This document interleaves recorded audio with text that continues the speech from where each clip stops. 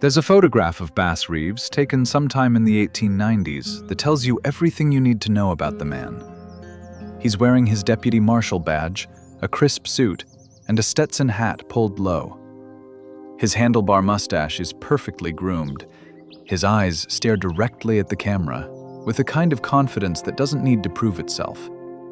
He's holding a Winchester rifle with the casual ease of someone who's used it hundreds of times. And if you look closely at those eyes, you can see something the photograph can't quite capture. The knowledge that he's the most effective lawman in the most dangerous territory in America. And nobody will ever know his name.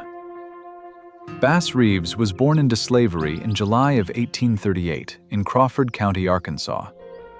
His mother was enslaved by Arkansas State Legislator William Steele Reeves, which is how Bass got his last name, the way enslaved people got their names, by belonging to someone who could own human beings.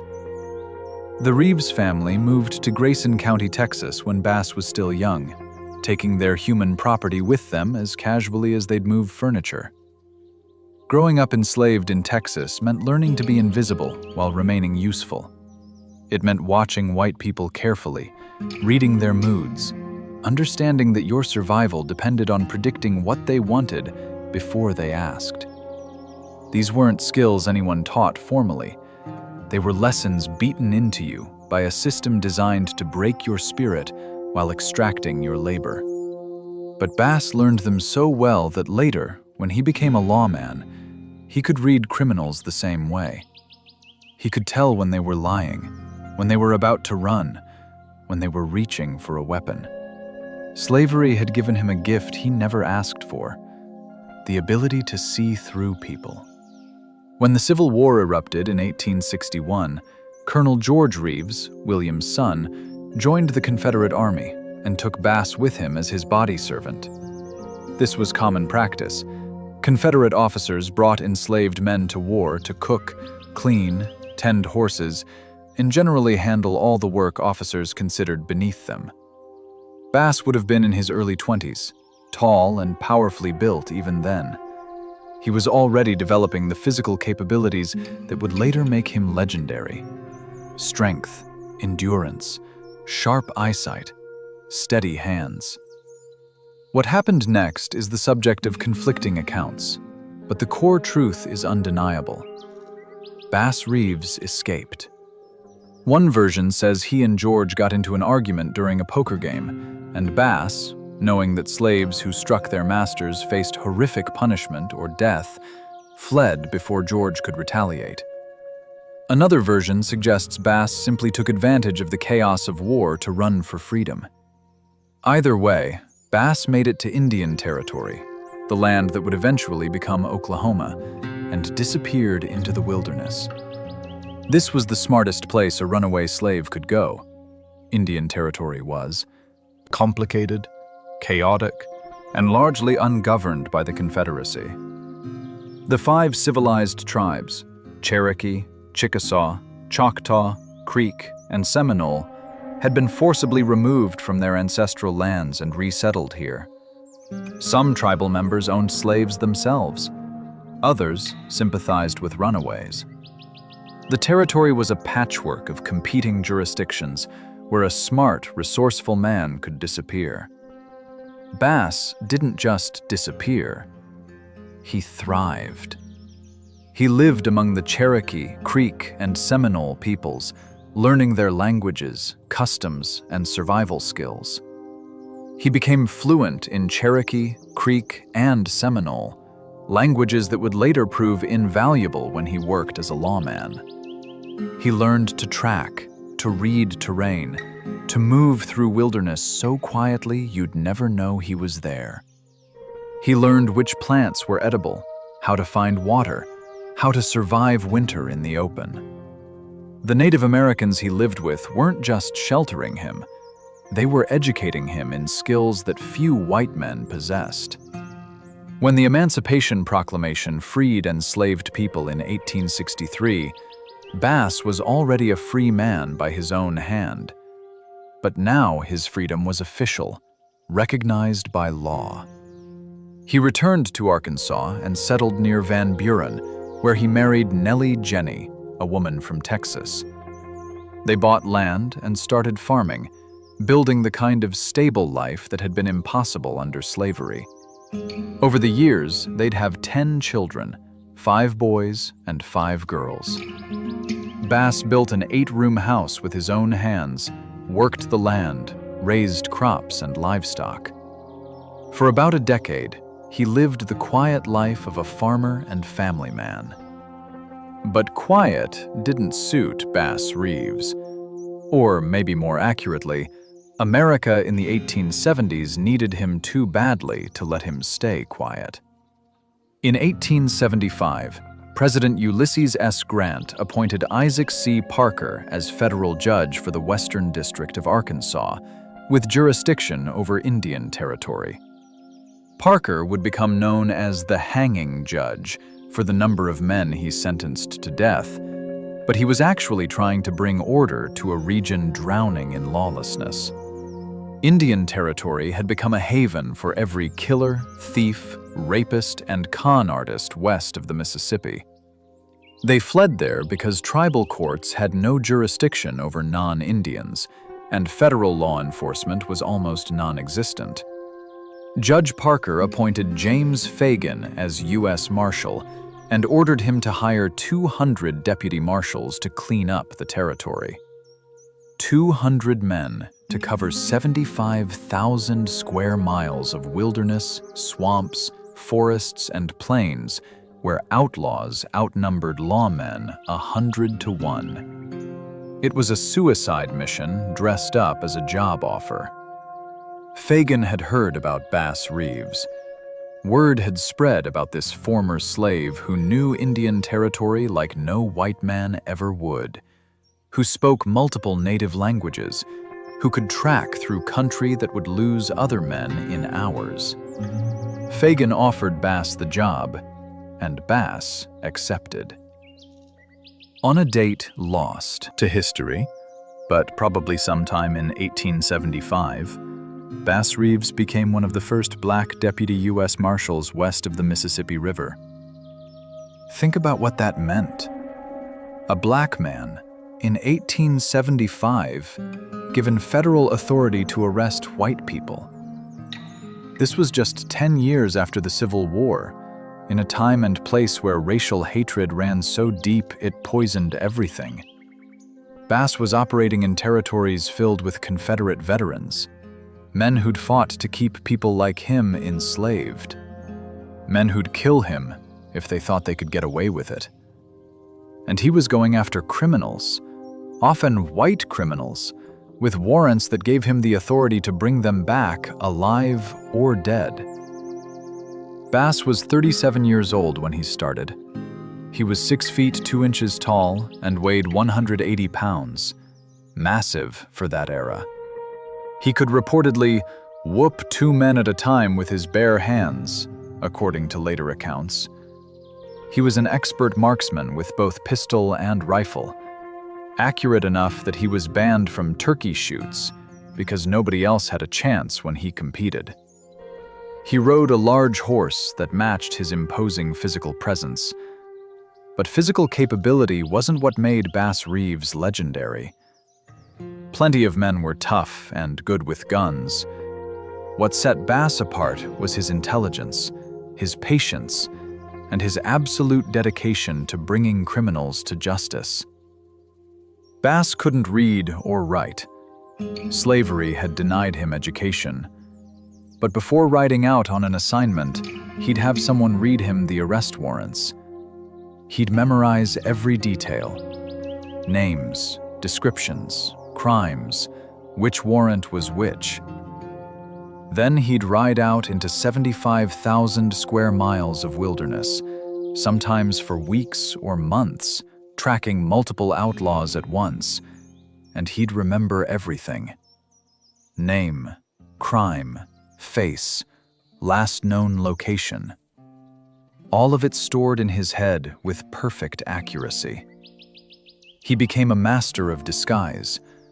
Bass would dress as a farmer, a cowboy, an outlaw, whatever role let him get close to his target. In one famous case, He spent 3 months undercover, befriending a murder suspect while pretending to be a fugitive on the run. He traveled with the man from Houston to Indian Territory, to Dallas, to Shreveport and back, slowly extracting a confession over weeks of conversation.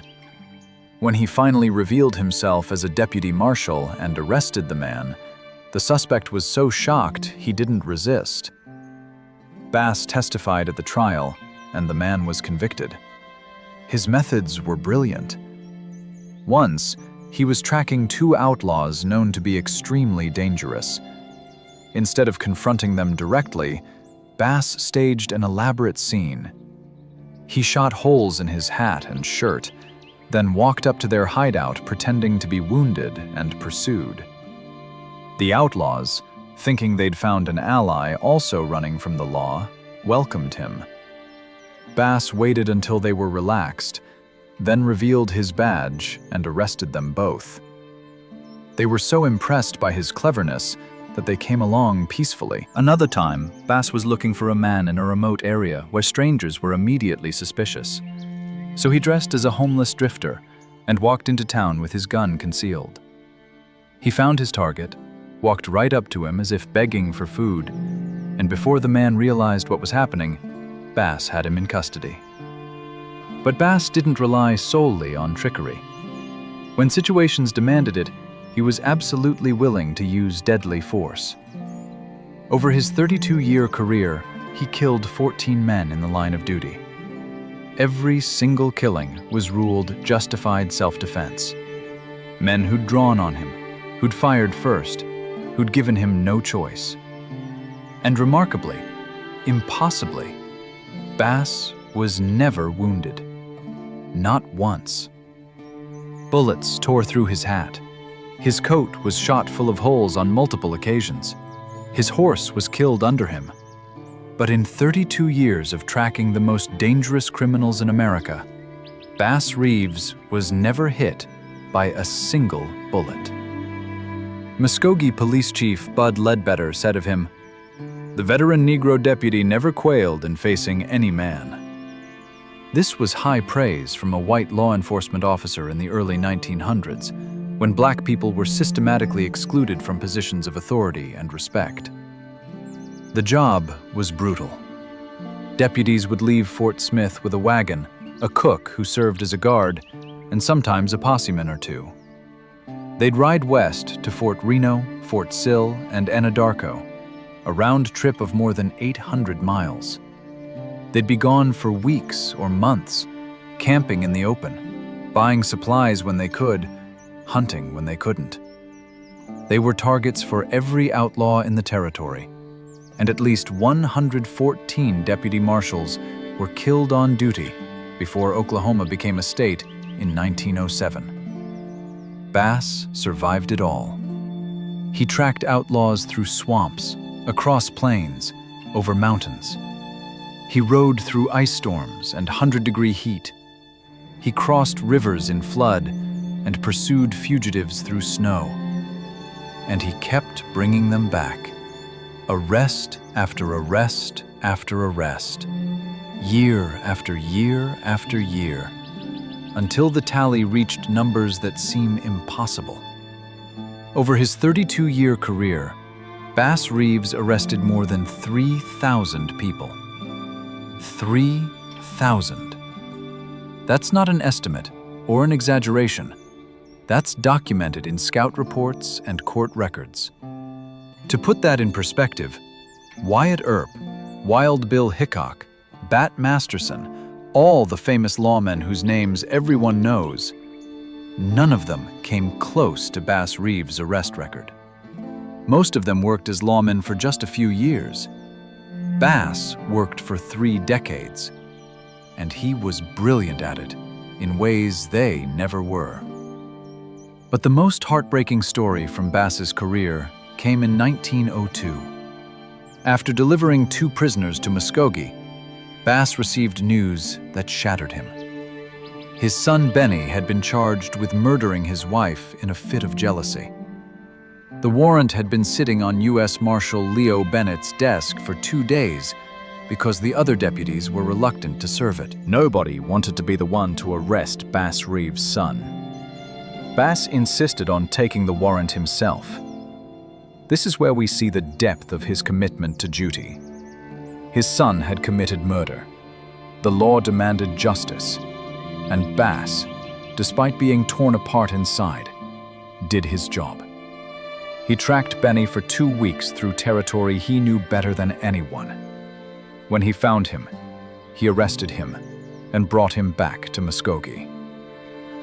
Benny was tried, convicted, and sent to Leavenworth Prison, where he served 20 years. Imagine that. Your own son, whom you've raised and loved, has committed a terrible crime, and you're the one who has to bring him in. Most men would have looked the other way, would have given their son a head start, would have found some excuse not to serve that warrant.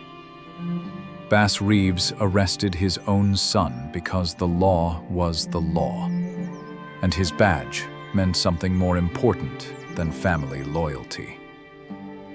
Bass worked as a deputy U.S. Marshal through every administration, every change in federal judges, every shift in policy. When Oklahoma became a state in 1907, his commission ended. New state laws wouldn't allow a black man to continue as a marshal. He was 68 years old by then, and most men would have retired. Bass took a job with the Muskogee Police Department and worked his beat for 2 more years. During those 2 years, there were reportedly no crimes on his beat. Not because crime had stopped, but because criminals knew Bass Reeves was there, and they went somewhere else. In 1909, Bass was diagnosed with Bright's disease, a kidney condition. He took to his sickbed. On January 12, 1910, at the age of 71, Bass Reeves died in Muskogee, Oklahoma. His obituary in the Muskogee Phoenix called him absolutely fearless and knowing no master but duty. It said, "In the history of the early days of eastern Oklahoma, the name of Bass Reeves has a place in the front rank among those who cleansed out the old Indian territory of outlaws and desperados." But that obituary was local, read by a few thousand people in Oklahoma. Most of America never heard of Bass Reeves. Why? Why did Wyatt Earp become famous while Bass Reeves was forgotten? Why do we know Wild Bill Hickok's name, but not the name of a lawman who arrested 3,000 criminals? The answer is uncomfortable but obvious. Bass Reeves was black. In early 20th century America, black achievement was systematically erased from history. White historians didn't write about black heroes. White publishers didn't publish books about black lawmen. White Hollywood didn't make movies about black marshals. And as the decades passed, Bass Reeves' incredible story faded into obscurity. Some scholars believe Bass may have inspired the Lone Ranger, the masked lawman with the faithful companion, the man who brought justice to the Wild West. The timing works. Many of the criminals Bass arrested were sent to the Detroit House of Corrections in the same city, where the Lone Ranger would debut on radio in 1933. The writers could have heard stories about the legendary Black Marshal and adapted them, changing the hero's race to make him marketable to white audiences. We'll never know for certain, but it's telling that a fictional white lawman became an American icon, while the real black lawman, who likely inspired him, was forgotten. Bass Reeves' story is being rediscovered now. Historians like Art T. Burton have documented his life in detail. A Paramount Plus series called Lawmen, Bass Reeves brought his story to television in 2023. Statues have been erected in Fort Smith and other locations. But for most of the 20th century, his achievements were deliberately hidden, erased, forgotten. What do we do with that? How do we reckon with the fact that one of the greatest lawmen in American history was systematically written out of our collective memory because of his skin color? Bass Reeves represents something profoundly American and profoundly troubling. He was a man who escaped slavery, who built skills and knowledge in the wilderness, who took on one of the most dangerous jobs in America and excelled at it for 32 years. He arrested 3,000 criminals. He killed 14 men in self-defense. He was never wounded in 3 decades of work that killed over 100 other lawmen. He arrested his own son because duty demanded it. He brought order to a territory that had been chaos. And America forgot him. Deliberately. Systematically. Because acknowledging his greatness would have complicated the racial narratives white America wanted to tell about who could be heroes, who could be competent, who could be trusted with authority. Bass died in 1910, but his story didn't die. It just went underground, preserved in family memories and local Oklahoma histories, and the records that couldn't be completely erased. And now, more than a century after his death, we're finally giving him his due. We're finally saying, this man was extraordinary. This man was a hero.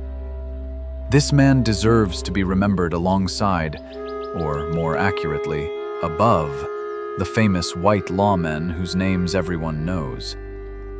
Bass Reeves worked in Indian Territory from 1875 until statehood in 1907. 32 years, 3,000 arrests, 14 justified killings, 0 wounds. That's not legend. That's documented fact. And it's better than anything Hollywood ever invented. If this story of a forgotten hero finally getting recognition moved you, hit that like button. And if you want more untold stories of the extraordinary people whose achievements were erased from history, subscribe to Cold Tales. We're bringing these forgotten heroes back into the light, one story at a time. Thanks for watching, and we'll see you in the next one.